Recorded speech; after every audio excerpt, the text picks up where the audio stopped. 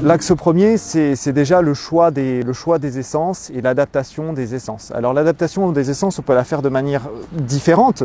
Premier sujet, c'est la migration assistée. Aujourd'hui, le changement climatique et les évolutions climatiques vont plus vite que la capacité de la forêt à s'adapter à ces changements-là.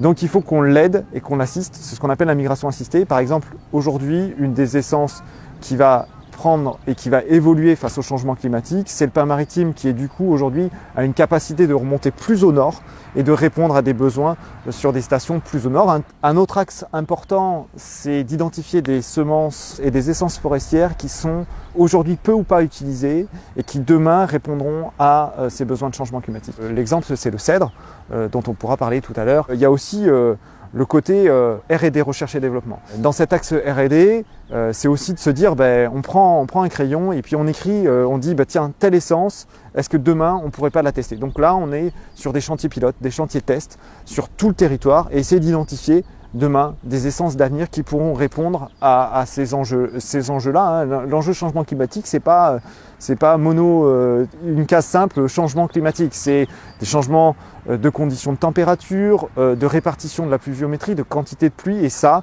en fonction des stations, il faut trouver la bonne réponse et la bonne solution. Mais il faut qu'on aille vite aussi, parce que ce que je vous disais, on est aujourd'hui sur des pas de temps de plans forestiers qui sont longs, quoi.